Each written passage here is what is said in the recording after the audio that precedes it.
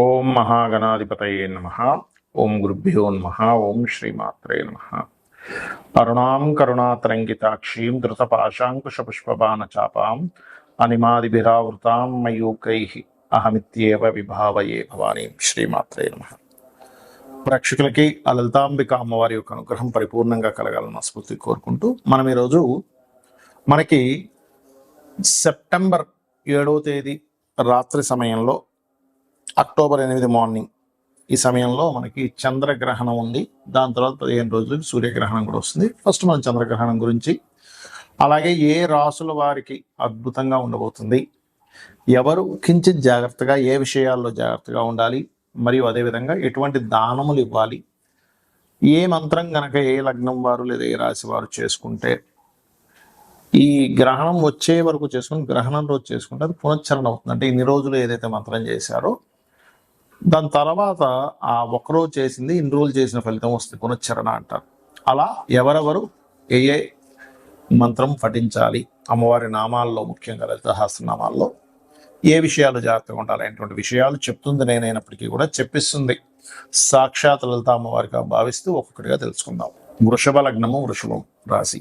మీకు గ్రహణం దశమ స్థానంలో పడుతుంది, గుర్తుపెట్టుకోండి. కాబట్టి ఇప్పటి నుంచే మీరు మీ యొక్క రుణరోగ సంబంధించినవి, శత్రు సంబంధించినవి తగ్గించుకోవాలి.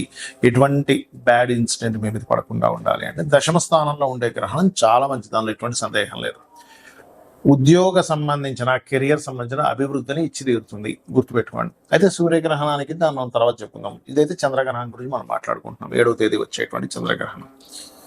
అలాగే మనకి ఈ యొక్క గ్రహణం ఏదైతే ఉందో మీకు మరి దశమం బాగుంది అంటున్నారు కదండి, అంటే మీ జన్మజాతకంలో కూడా 10th ఏదైనా నెగేటింగ్ చేసే ఉన్నాయా, ఏ మహాదశ ఏ అంతర్దశ నడుస్తుంది, 10వ స్థానాన్ని వ్యతిరేకించేటువంటి మహాదశ అంతర్దశలు నడిచేటప్పుడు దానికి సంబంధించినటువంటి దానములు ఇవ్వండి, ఖచ్చితంగా క్లియర్ అవుతుంది. అయితే ఇక్కడ మీరు విష్ణు సహస్రనామాలు గ్రహణ సమయంలో లేదా ఆ సమయానికల్లా మీకు పంచమంలో కుజుడు ఉంటాడు కాబట్టి లక్ష్మీ నరసింహస్వామి యొక్క కరావలంబ స్తోత్ర పఠనం చేయడం ద్వారా మీకు ఆరోగ్యము ఉంటుంది, రుణరోగ శత్రు బాధలు తగ్గుతాయి. దీంతోపాటు ఓం అపర్ణాయే నమః కూడా చేసుకోవడం చాలా మంచిది. అయితే ఈ దశమ స్థానంలో చంద్రుడితో పాటు రాహువు, శని కూడా వస్తున్నాడు కాబట్టి ఈ గ్రహణం ప్రధానంగా మీకు విదేశీ కంపెనీల్లో జాబ్ రావడానికి, అలాగే విదేశాలకు వెళ్ళి అక్కడ ఏదైనా ఉద్యోగం సంపాదించుకోవడానికి చంద్ర రాహు శని యొక్క ప్రభావం మీకు ఈ యొక్క విషయంలో మంచి ఫలితాలను ఇస్తుంది, అందులో ఎటువంటి సందేహం లేదు. అలాగే ఇక్కడ ఉద్యోగం విషయంలో మాత్రం ఒక జాగ్రత్త ఖచ్చితంగా తీసుకోవాలి. ఈ కాంబినేషన్ ఇంకొక చిన్న విషయాన్ని కూడా చెప్తుంది. కొంతమంది చూడండి, పలానా వాళ్ళు ఎవరో ఉద్యోగం ఇప్పిస్తారంటే బ్యాక్ డోర్ నుంచి వెళ్ళడానికి కొన్ని ధనాన్ని మనం వెచ్చిస్తూ ఉంటాం. మీకు ఎప్పుడైతే పంచమంలో కుజుడున్నాడో అసలు వీళ్ళు ఇప్పిస్తారా ఇప్పించరా అనేటువంటిదా తెలుసుకోకుండా ఏదో మన కష్టాలు తీరిపోతాయి కదా, డబ్బులు పెడితే జాబ్ వస్తుంది కదా అనేటువంటి దాంట్లో అనాలోచితంగా ఖర్చు పెడతారు, వ్యయాధిపతి పంచమంలో ఉన్నది. కాబట్టి ఈ యొక్క విషయంలో జాగ్రత్తగా ఉండండి, అన్ని విధాలు బాగుంటుంది. గ్రహణం అసలు ఏ సమయంలో ప్రారంభం అవుతుంది అని చూసుకున్నట్లయితే, ప్రారంభము అంటే పట్టు స్నానము, విడుపు స్నానము, ఇలాగా వీటి యొక్క టైమింగ్స్ అవి చూసుకున్నట్లయితే 7 సెప్టెంబర్ ఆదివారం పడిందండి. ఆ రోజు 8:58 ఇది ప్రారంభం అవుతుంది. అలాగే అర్ధరాత్రి 11 గంటల సమయంలో, అదే 7వ తేదీ సండే రోజు 11 గంటల సమయంలో 11 గంటల నుంచి 12:22 వరకు ఉంటుంది ఈ గ్రహణ ప్రభావం. ఇది ఇండియాలో ఉంది గ్రహణం, అందులో ఎటువంటి సందేహం లేదు. మరి పూర్తిగా ఎండింగ్ అనేటువంటిది 2:25 అంటే 8వ తేదీ తెల్లవారుతుందనగా 2:25 వరకు ఉంటుంది. అంటే ఈ సమయంలో అసలు మీరు చేయవలసింది ఏమిటి?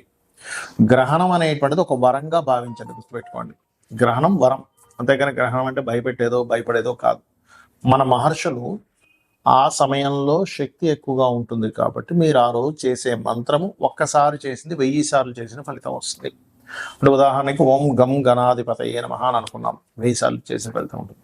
ఇందులో మీకు అసలు నక్షత్రము రాశి ఏమీ తెలియదండి, కానీ ఆ రోజు నేను మంత్రం చేసుకుందాం అనుకుంటున్నాను అనుకునేటువంటి వారు వారి ఇబ్బందులను బట్టి ఒక మంత్రం చేసుకోవచ్చు. ఉదాహరణకి ప్రతిదీ ఆటంకాలు అవుతున్నాయి. ఉదాహరణకి ఓం కామేశ్వర ముఖాలోక కల్పిత శ్రీ గణేశ్వరాయ నమః చేసుకోండి. అలా కాదండి, ధన సంబంధించిన ఇబ్బంది నేను బాగా పడుతున్నాము అని అనుకుంటే కనుక ఓం సంపత్కరీ సమారూఢ సింధుర వ్రజ సేవితాయ నమః చేసుకోండి.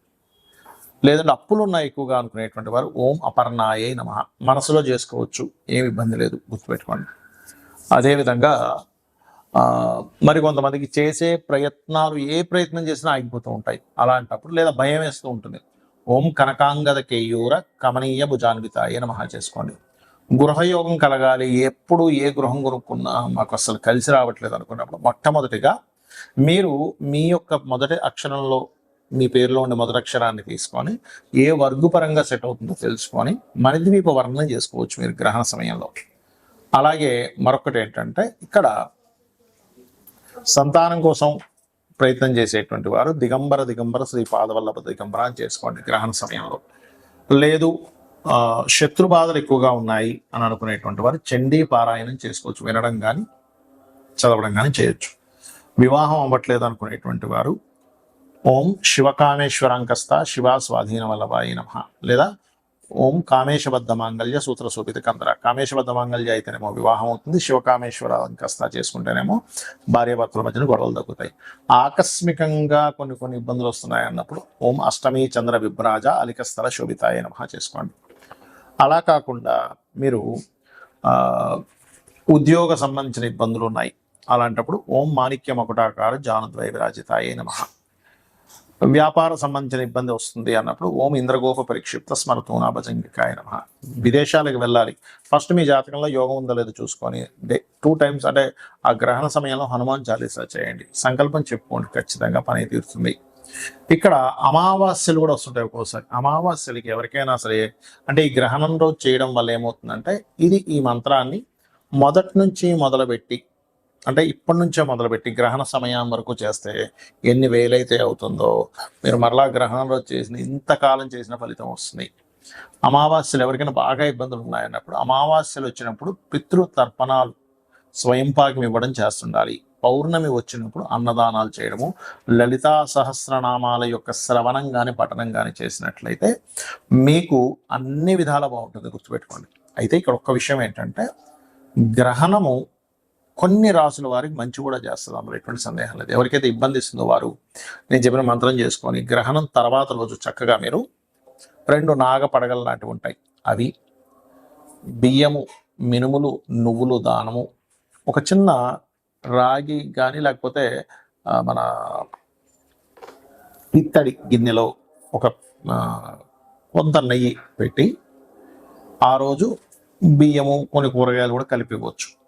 మీరు ఎవరికైతే పురోహితుడికి నెక్స్ట్ డే తర్వాత రోజు ఇస్తారో అది మీకు ఉపశమనాన్ని ఇస్తుంది. అయితే గ్రహణం తర్వాత 40 రోజుల పాటు నేను చెప్పినటువంటి విషయాల్లో జాగ్రత్త వహించండి, అన్ని విధాలా బాగుంటుంది, అమ్మవారి యొక్క అనుగ్రహం కూడా లభిస్తుంది. శ్రీమాత్రే నమః.